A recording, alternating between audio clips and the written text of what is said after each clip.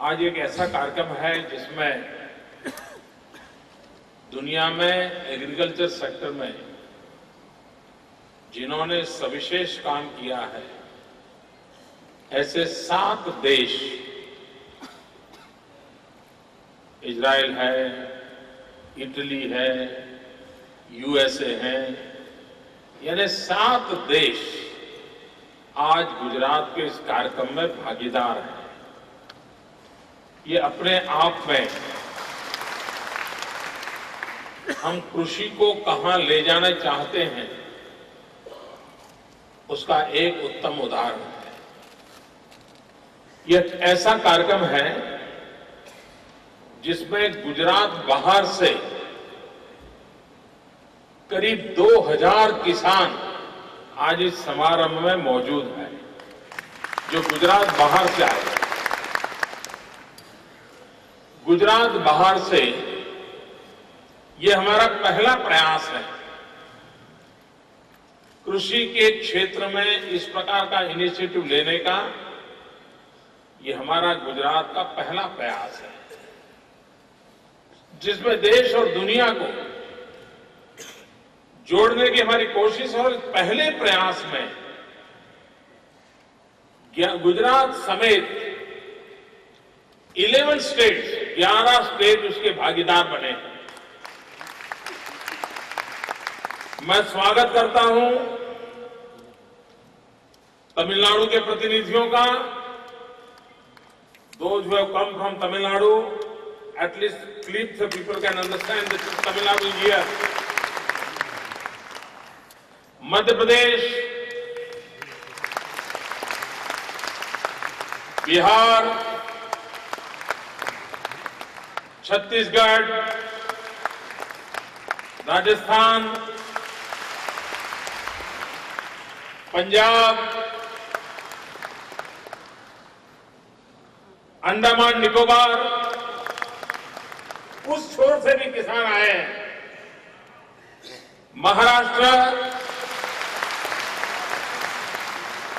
they are maximum number, and even Jammu Kashmir.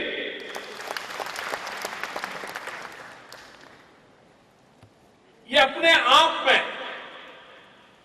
इस कार्यक्रम का स्वरूप उस सफलता को दर्शाता है। मेरा भाषण आज थोड़ा मिला जुला रहेगा, क्योंकि कुछ विदेश के मित्र आए हैं, उनके सामने भी कुछ बातें मैं बताना चाहता हूं। अन्य राज्यों से भी आए हैं, इसलिए मेरे गुजरात के मित्र, हमारे किसान भाई मुझे क्षमा करें, मैं आज अगर हिंदी में बोलता हूं, लेकिन हमारे गुजरात के किसान को हिंदी समझने में कोई दिक्कत नहीं होती है।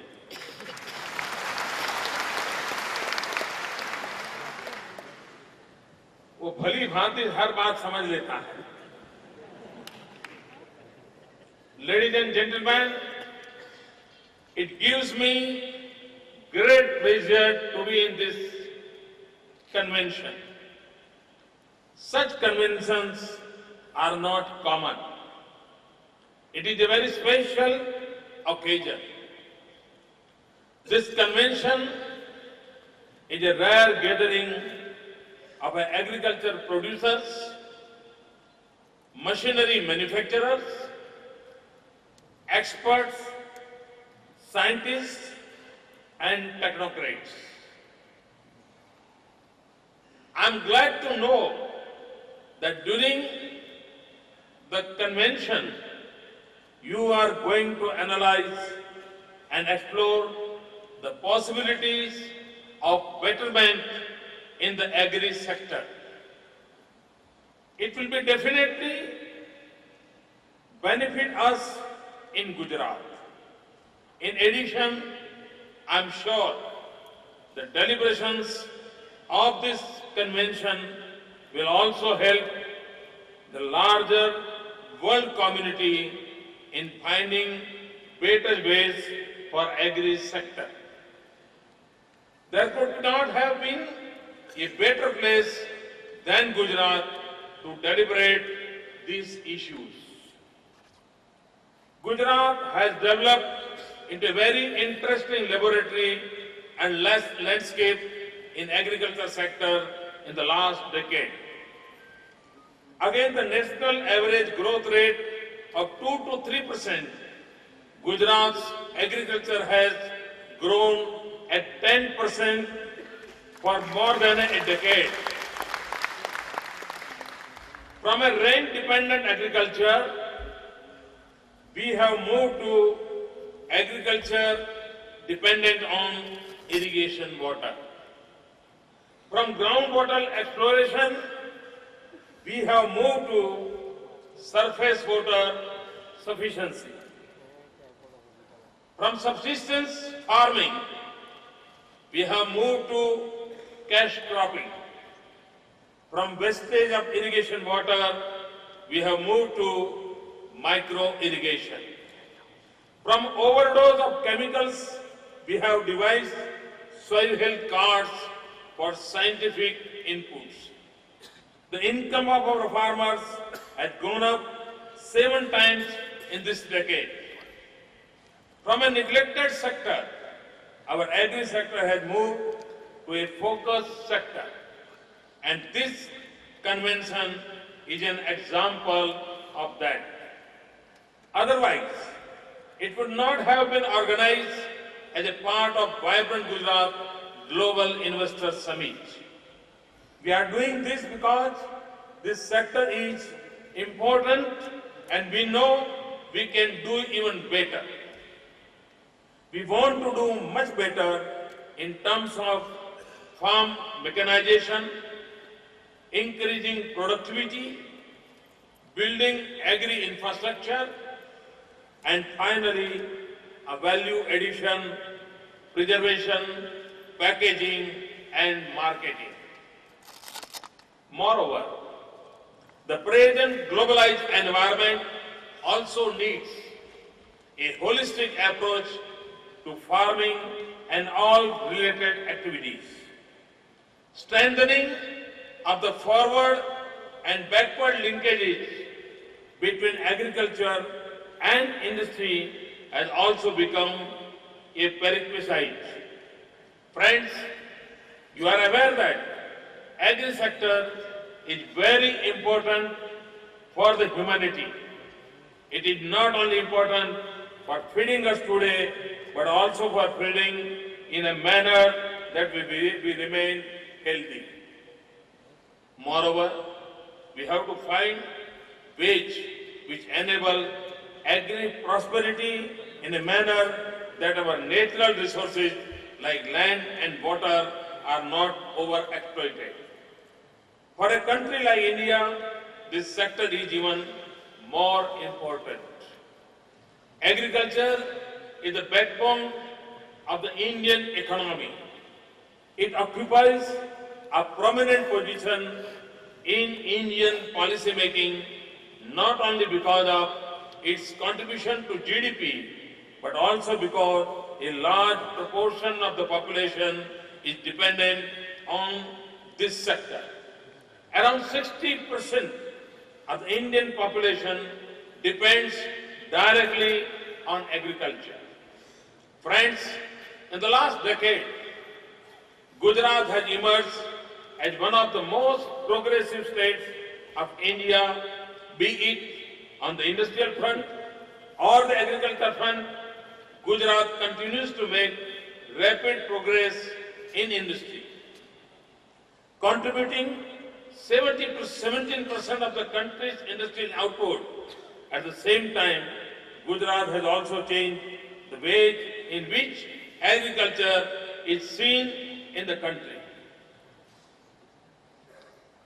भाई बहनों, कुछ बातों के साथ मैं कुछ बातें और भी बताना चाहता हूं। हम लोग vibrant Gujarat global investor summit करते हैं। उस समिट के साथ हम हर बार कोई न कोई एक स्पेशल इवेंट भी रखते हैं। जब हमने 2007 में vibrant Gujarat global investor summit किया था, तो उसके पूर्व में हमने इंफॉर्मेशन टेक्नोलॉजी के लिए एक अलग ग्लोबल समिट किया था।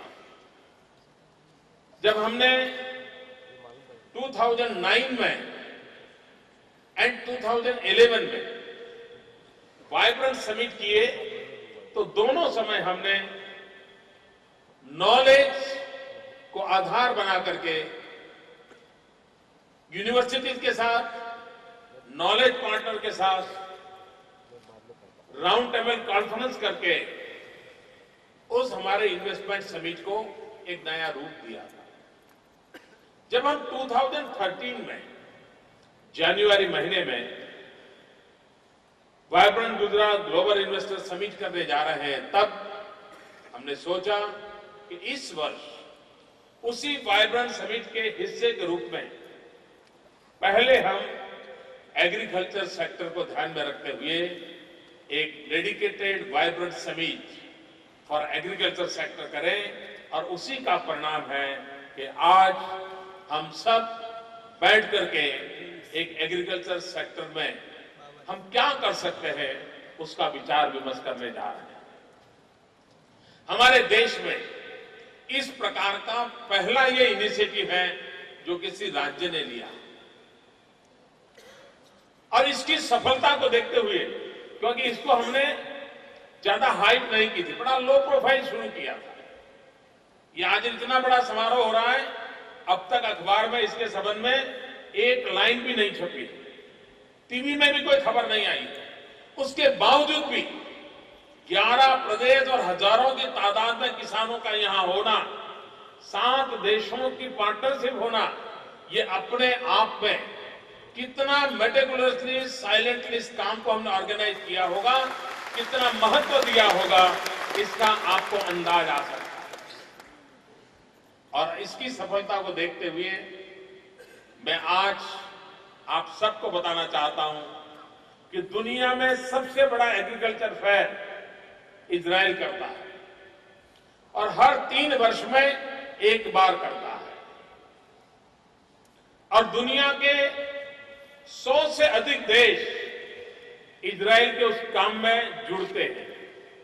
हमारे हिंदुस्तान से भी इजराइल के एग्रीकल्चर फेयर को देखने के लिए हर वर्ष 15 से 20 हजार किसान अपना जेब का खर्चा करके वहां जाते हैं। गुजरात से भी 1200, 1500, 2000 किसान इजराइल के एग्रीकल्चर फेयर को देखने के लिए जाते हैं। करोड़ों रुपया खर्च हमारा किसान, हमारा देश का किसान भारत के एग्रीकल्चर में कुछ नया लाने के लिए, सीखने के लिए इजराइल जाता है। भाइयों बहनों, गुजरात सरकार ने तय किया है कि अब हम आगे, जैसे हम vibrant Gujarat global investor summit करते हैं, उसी प्रकार से अलग से एवरी 3 ईयर्स, इजराइल भी हर 3 साल में एक बार करता है, हम भी हर 3 साल में एक बार इसी लेवल का, इजराइल के लेवल का global vibrant Gujarat global agriculture event हम करेंगे।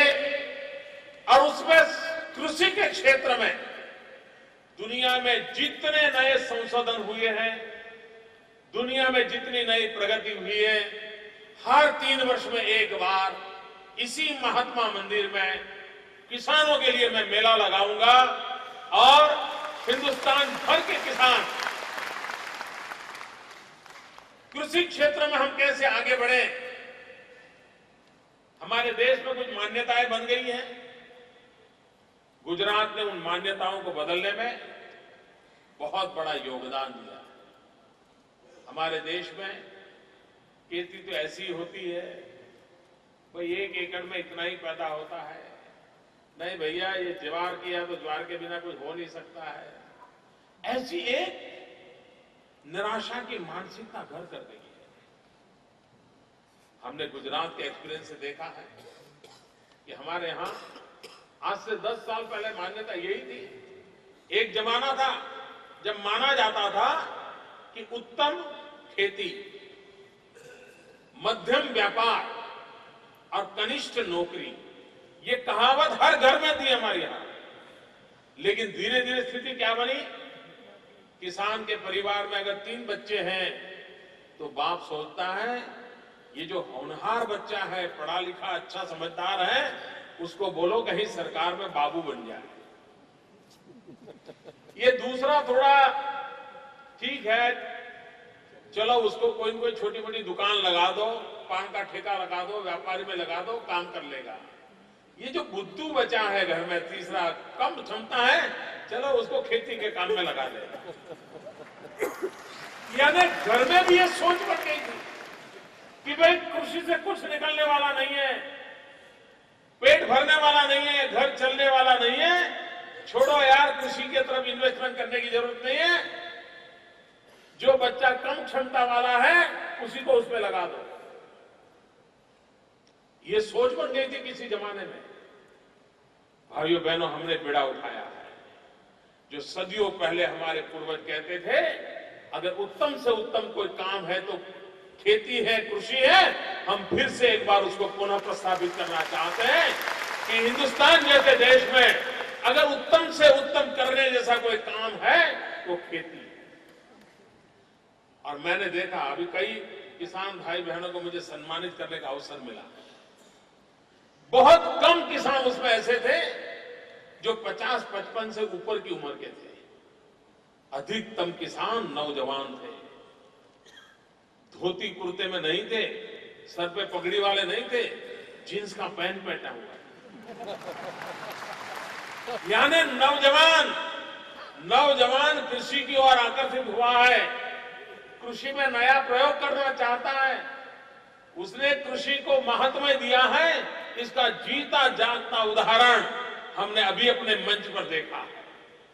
अगर ये संभावनाएं पड़ी है तो हम लोगों का दायित्व बनता है कि हम कृषि को कैसे आगे बढ़ाएं। भाइयों बहनों, पहले हम कृषि के विषय में सरकार भी सोचती थी, देश की सरकार भी सोचती थी, तो क्या सोचती थी कि भाई फसल खराब ना हो जाए, ये देखो, उससे ज्यादा सोचा नहीं जाता।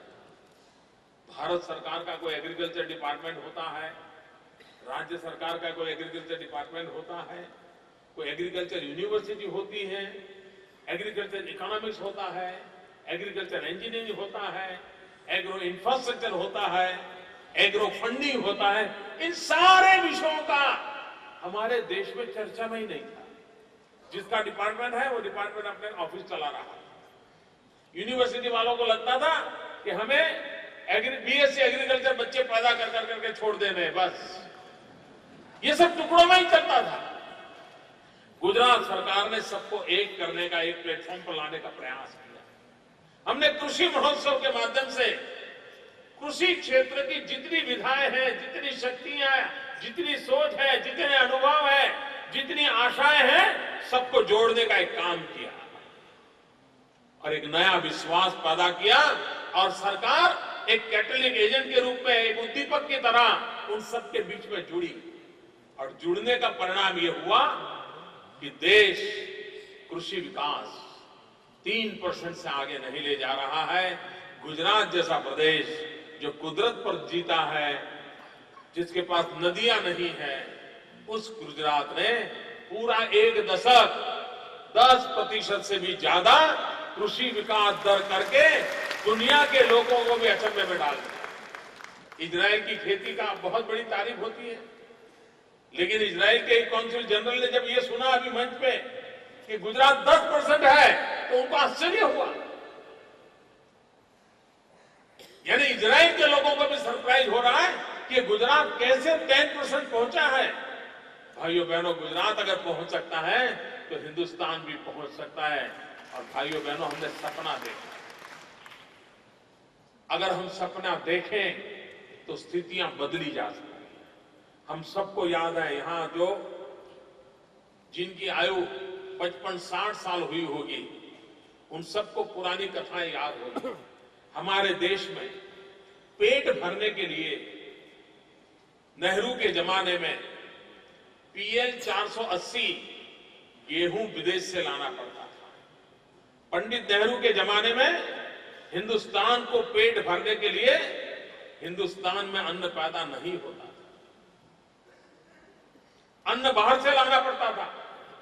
पीएल 480 गेहूं गुजरात के बंदरों पर आते थे और पूरे देश में वो जाते थे।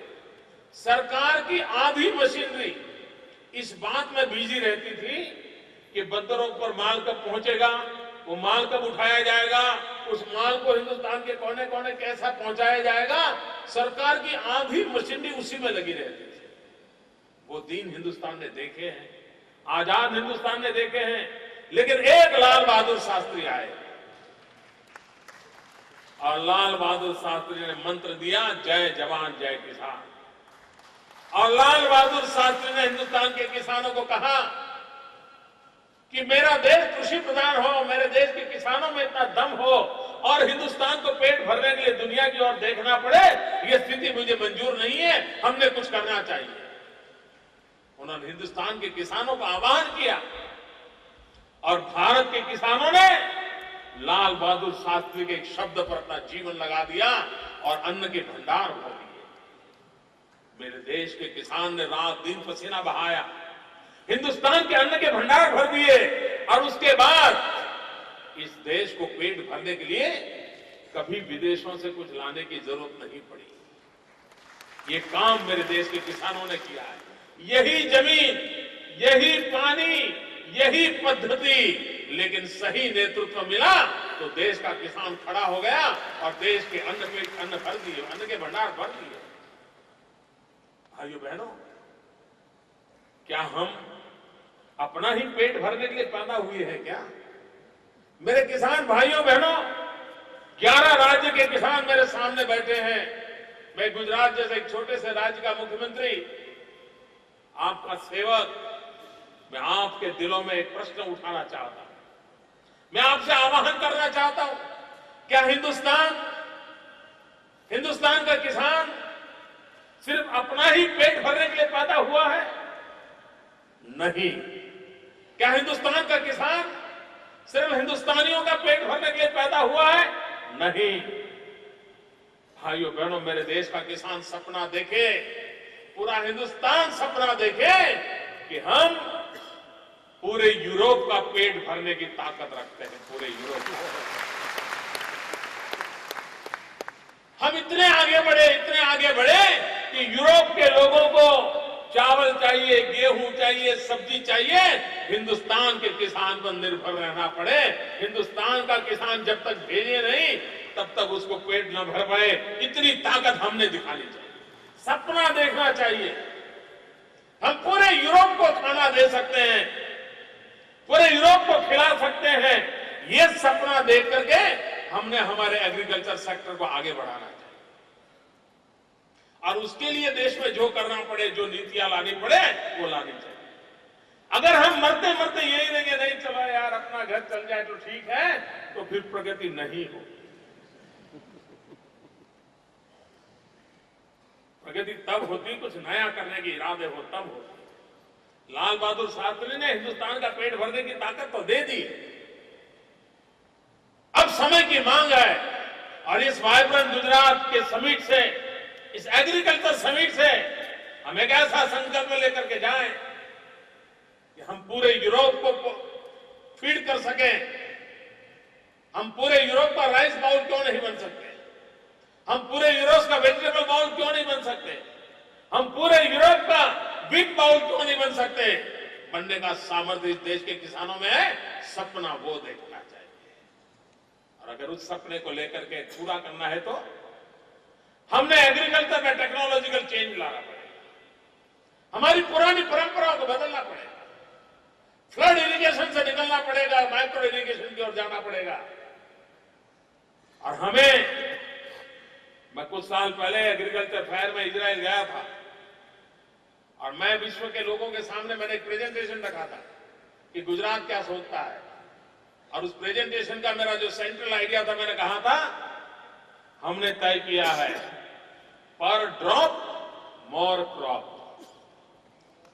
पर ड्रॉप मोर क्रॉप।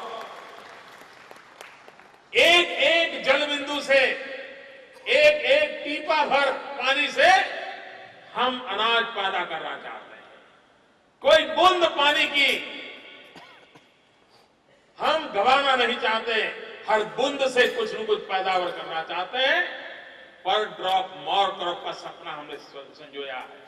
और मुझे खुशी है कि मेरे गुजरात में 1960 से 2001 तक 40 साल में 1000 हेक्टेयर भूमि में भी माइक्रो इरिगेशन नहीं था, स्प्रिंकलर नहीं थे, ड्रिप इरिगेशन नहीं था। भाइयों बहनों, पिछले 10 साल लगातार हमने जो कोशिश की है, आज मेरे किसान भाइयों बहनों ने मुझे जो सहयोग दिया, हमारी बात को मान लिया, उसका नतीजा ये है कि 40 साल में 1000 हेक्टेयर में मुश्किल से माइक्रो इरिगेशन हुआ था। इन दिनों 7 लाख हेक्टेयर भूमि में माइक्रो इरिगेशन। कहां 40 साल में 1000 और कहां 10 साल में 7 लाख हेक्टेयर माइक्रो इरिगेशन। पानी बचा है, खेती में सुधार हुआ है। अभी मैं, हमारे कुछ गुजरात के बंधु जब अवार्ड लेने आए थे, तो मैंने एक बंधु का परिचय इजराइल के काउंसिलर को कराया। मैंने कहा ये नौजवान है जिसने Guinness book of world record में नाम प्रस्थापित कर दिया है। तो उनका कहा, मैंने कहा 1 एकड़ भूमि में सबसे ज्यादा पोटैटो पैदा करने का काम उसने दुनिया में करके दिखाया है। करीब करीब 88 टन आलू, 88 टन आलू दुनिया का रिकॉर्ड तोड़ दिया। अभी आपके सामने से यहां होके गए, यहां बैठे हैं। ये ताकत हमारे लोगों में है और हम ये परिवर्तन लाना चाहते हैं। आज गुजरात, हमारा किसान वेजिटेबल एक्सपोर्ट करने लगा है, फ्रूट्स एक्सपोर्ट करने लगा है। कच्छ जो रेगिस्तान, वो आज दुनिया के बाजार में मैंगो एक्सपोर्ट कर रहा है। मेरा बारडोली सरदार पटेल के नाम के साथ जुड़ा हुआ, आज दुनिया में किसी को भिंडी खानी है तो बारडोली की भिंडी फेमस हो गई है। ये मेरे किसानों ने किया। मेरा किसान कल तक ये सोचता था कि गन्ने की खेती के लिए भरपूर पानी चाहिए। हम उनके पीछे लगे, समझाने लगे, और किसान को भाषणों से नहीं समझाया जा सकता। किसानों को उपदेश देने से काम नहीं चलता है। किसान का स्वभाव है, जब तक अपनी आंखों से चीजों को देखता नहीं है तब तक वो स्वीकार नहीं करता है। किसी प्रयोग को खुद जांचता नहीं है, परखता नहीं है, क्योंकि उसके लिए तो अगर ये प्रयोग करने जाए और साल बेकार हो गया तो बच्चे भूखे मर जाए, इसलिए किसान हिम्मत नहीं कर सकता है। हमने प्रयोग किया हमारी शुगर की कोऑपरेटिव सोसाइटियों के माध्यम से कि फ्लड इरिगेशन की जरूरत नहीं है, माइक्रो इरिगेशन से भी गन्ने की खेती हो सकती है। शेरडी ने खेती करी शकाय। और आज मेरे गुजरात के अंदर, जहां दक्षिण गुजरात में पानी उपलब्ध है, उसके बावजूद भी आज मेरे किसान वहां पर माइक्रो इरिगेशन से शुगर कैन करने लगे हैं। उसका फायदा कितना हुआ है? हिंदुस्तान के शुगर के अंदर, शुगर कैन में जितना शुगर कंटेंट होता है, उससे गुजरात में माइक्रो इरिगेशन से जो शुगर पैदा करता है उसका शुगर कंटेंट ज्यादा होता है, उसमें से शक्कर ज्यादा निकलती है, शुगर ज्यादा निकलती है। ये काम गुजरात के किसानों ने करना शुरू किया है। भाइयों बहनों, अनेक प्रयोग। अब सोयाबीन में मध्य प्रदेश, झाबुआ, इंदौर, उज्जैन वो पट्टा था जो फेमस था। मेरे दाहोद के आदिवासियों ने, पंचमहाल के आदिवासी किसानों ने, छोटी जमीन थी, बीघा 2 बीघा जमीन थी, उन्होंने फैसला किया कि हमें सोयाबीन की खेती करनी है। और आज सोयाबीन एक्सपोर्ट करने की पोजीशन में मेरा आदिवासी किसान आ गया है। फूलों की खेती करने लगा है। दुनिया में जो सबसे महंगे फूल होते हैं उन महंगे फूलों की खेती ग्रीन हाउस के माध्यम से मेरे गांव का गरीब किसान करने लगा है। कम मात्रा में क्यों ना हो, लेकिन एक सही दिशा में हमारी शुरुआत हुई है। और ये हमको मान के चलना पड़ेगा कि जैसे फैक्ट्री में पैदावार होने वाली हर उत्पादन करने वाली चीज, उसको ग्लोबल इकोनॉमी का इंपैक्ट होता है, ग्लोबल मार्केट का इंपैक्ट होता है, ग्लोबल कंज्यूमर का इंपैक्ट होता है, उसी प्रकार से एग्रीकल्चर को भी ग्लोबल इकोनॉमी का इंपैक्ट होता ही है, ग्लोबल मार्केट का असर होता है। और इसलिए हमारा किसान भले गांव में बैठा हो, लेकिन विश्व के कृषि अर्थकारण कैसा चलता है, उसमें हमारे हिंदुस्तान के गांव का किसान टिक पाएगा कि नहीं टिक पाएगा, उसको हमने नजरअंदाज नहीं करना होगा। हमें उसको ध्यान में रख करके हमारे किसान को ताकतवर बनाना पड़ेगा, हमारे किसान को मजबूत बनाना पड़ेगा। और अगर ये सपना देखते हैं तो स्थितियां बदली जा सकती है। मेरे किसान भाइयों से भी प्रार्थना है कि पहले गाय इतना ही दूध देती थी, वो तो ऐसा ही है। पहले 1 बीघा जमीन में इतना ही फसल होता था, मेरे बाप दादा के जमाने में भी यही होता था। भाइयों बहनों, इन सपनों से बाहर निकलो। अब जमीन बढ़ने वाली नहीं है, जो जमीन है उसी में उत्पादन बढ़ाना पड़ेगा। अगर उसमें पहले 200 किलो पैदावार होती थी, तो उतनी ही जमीन में 400 किलो पैदावार कैसे हो? और ये आज के विज्ञान के युग में, टेक्नोलॉजी के युग में हमें सब कुछ संभव है। हमें हमारी प्रोडक्टिविटी बढ़ानी पड़ेगी।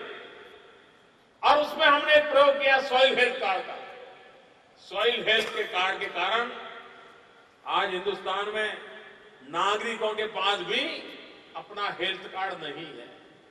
उसका आरोग्य कैसा है, उसका स्वास्थ्य कैसा है, उसकी तबीयत कैसी है, उसका कोई कार्ड हिंदुस्तान के नागरिक के पास नहीं है। लेकिन गुजरात के किसान के पास उसकी जमीन की तबीयत कैसी है, जमीन का स्वास्थ्य कैसा है, वैसा हेल्थ कार्ड उसके पास उपलब्ध है। उसके कारण उसे पता चलता है कि मेरी जमीन किस क्रॉप के लिए, किस पाक के लिए अनुकूल है, मेरी जमीन में क्या कमियां हैं जिसके कारण मुझे कौन सी दवाई डालनी चाहिए, मेरी जमीन में क्या कमियां हैं जिसके कारण मुझे कौन सा फर्टिलाइजर डालना चाहिए, कितना डालना चाहिए। ये सॉइल हेल्थ कार्ड के कारण मेरे गुजरात में सामान्य रूप से किसान का जो वेस्ट होता था, वैसा 15,000, 20,000, 25,000 रुपया साल का सिर्फ सॉइल हेल्थ के कार्ड के कारण बच गया।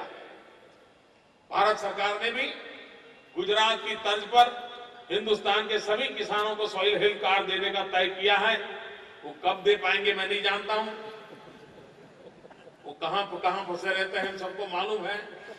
इसलिए किसान के लिए कब उनकी बारी किसान की आएगी उनके कारोबार में, कोयले से निकलने के बाद जब किसान की तरफ देखेंगे तब जाकर के वो सॉइल हेल्थ कार्ड का मामला आप तक पहुंच पाएगा।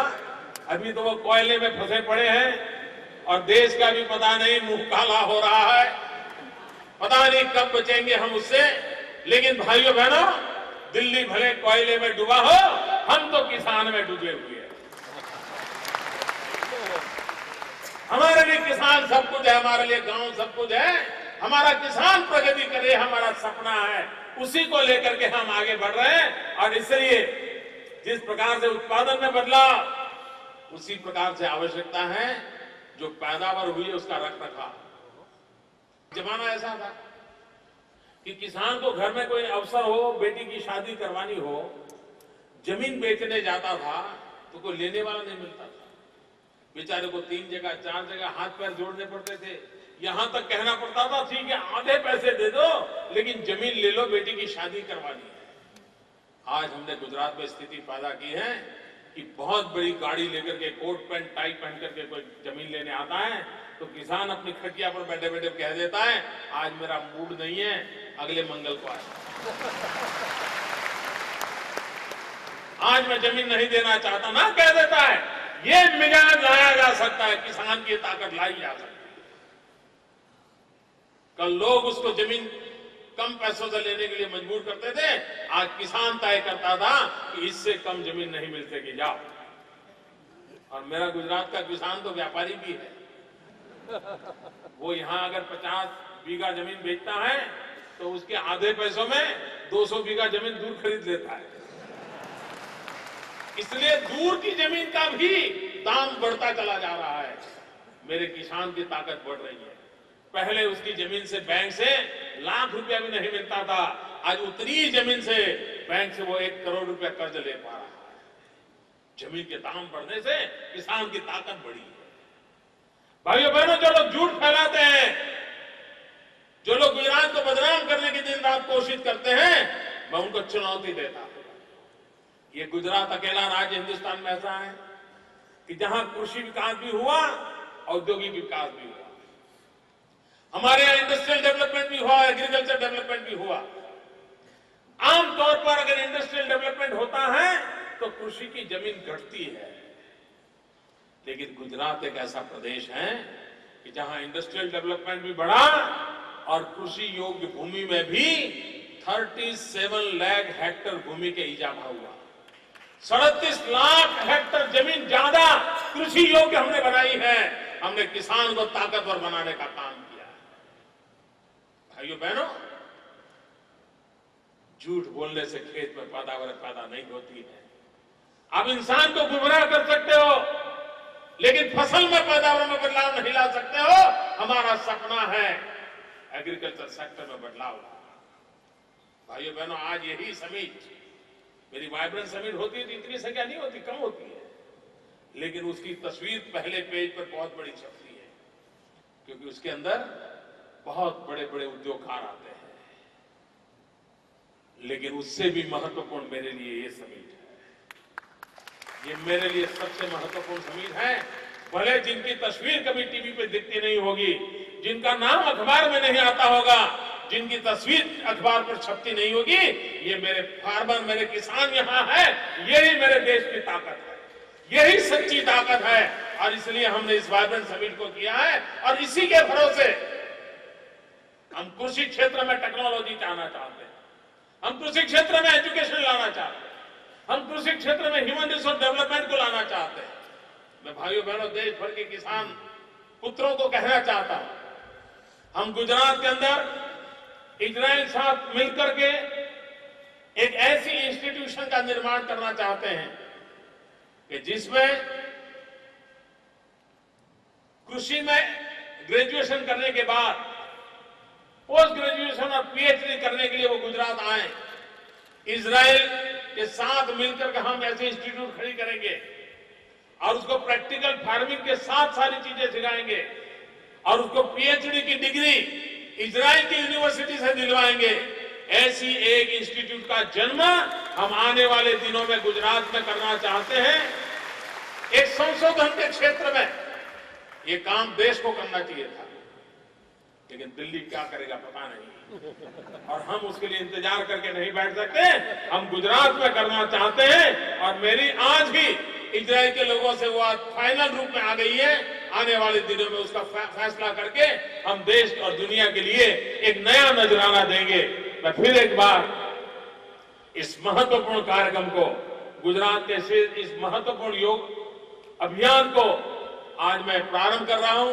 और सिर्फ आज के लिए प्रारंभ करना ऐसा नहीं हो, इजराइल की तरह हम भी हर 3 साल में एक बार एक ग्लोबल लेवल का एग्रीकल्चर फेयर करेंगे। एग्रीकल्चर मैन्युफैक्चरिंग में जो लोग हैं, टेक्निकली जो लोग एडवांस हैं, उन सबको बुलाएंगे और मेरे देश के किसान इजराइल जाना न पड़े, दुनिया की सारी अच्छी चीजें वो हिंदुस्तान में देख सकें, सीख सके और प्रयोग कर सके। इसके लिए अच्छी उर्वरा भूमि हम इस महात्मा मंदिर को बनाने का फैसला कर रहे हैं। और मैं निमंत्रण देता हूं कि 3 साल के बाद फिर इस प्रकार का कार्यक्रम हो और अधिक मात्रा में मेरे किसान आए और किसानों को जो सीखना है, जो चाहिए, जो इंफॉर्मेशन चाहिए, वो सारी देने का काम। और वो सिर्फ जरूरी नहीं सिर्फ गुजरात के किसान, हिंदुस्तान के किसी भी कोने से किसान आएगा वो मेरे गुजरात का भाई है। ये सरदार पटेल की भूमि है, सरदार पटेल किसानों के नेता थे।